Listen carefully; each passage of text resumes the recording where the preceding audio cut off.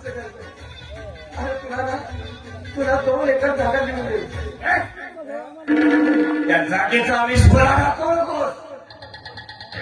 अरे मला जागा नाही तर माझ्या ताईला दिलेलं वचन पूर्ण करायचं आहे. वचन आणि त्या वचनाला जागणारा हे सत्य एकमेव माणूस आहे. माहितीये तुला वचन दिलेली ताईला तुला संपवायचं. राम राम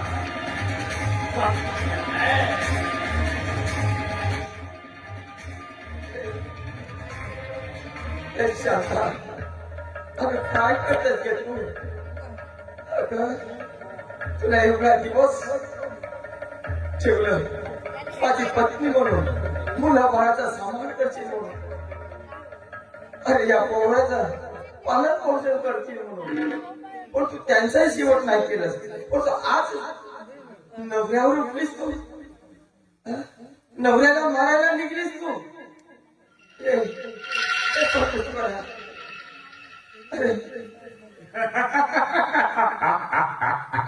भाऊजी भाऊजी भाऊजी हो किती घाबरलात तुम्ही. हो भाऊजी मी तुमची थट्टा करीत होतो. हे बघा मी तुमचा साला आहे, लाळाचा तुमचा एक साला. मी तुम्हाला कसं काय मारेल हो? हो मी तुमची थट्टा करीत होतो. म्हणजे असं जर बोललो तर तुमच्या चेहऱ्याला काय इम्प्रेशन येईल, तुमच्या चेहरा काय. आणि हे बघा तुमच्या छातीची धडधड तर रेल्वेच्या इंजिन सारखी धड धड धड धड करते हो छाती. हे मारणार मिळणार नाही भाऊजी. मी तुमची गंमत करीत होतो. काय गंमत करीत होतो म्हणजे तू गंमत करत नाही? म्हणजे तुम्ही घाबरूनच गेला का? अरे पण अशी गंमत करायची काय? हो एकदा करून बघितली. हे बघा कधी घाबरलो होतो. बरे बा आता रिलॅक्स घ्या हा? आणि एक काम करा तुम्ही घराकडे जा.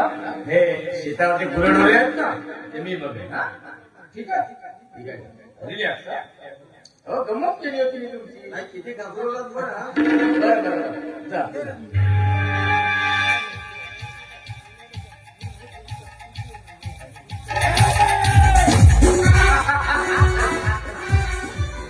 अरे सानिया तुला असा सहजासहजी दिसतोय असं वाटलं काय रे तुला? राकेश म्हटलं तुला राकेश तुला सहजासहजी कधी सोडलं ना.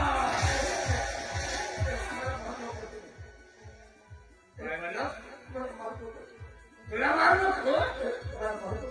अरे ताईला शब्द दिला आणि त्या शब्दाला मला जागावच लागेल.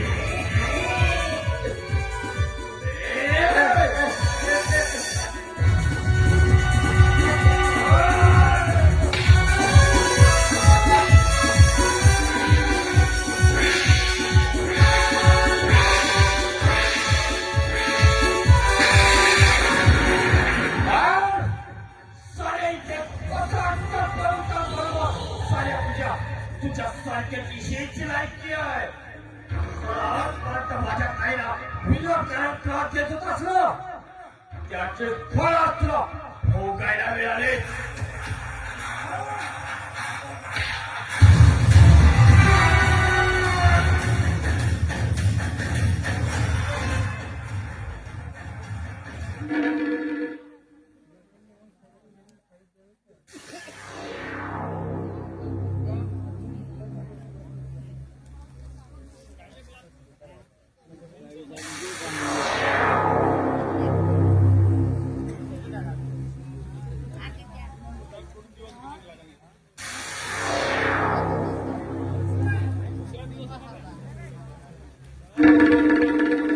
आता आपण शिदोरी घेऊन शेताकडे गेली पाहिजे.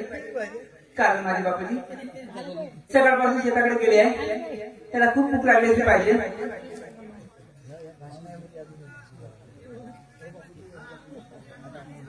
बाबूजी ओ बाबूजी बाबूजी तुम्ही मला शेतकरी घेऊन येत आहे बाबूजी.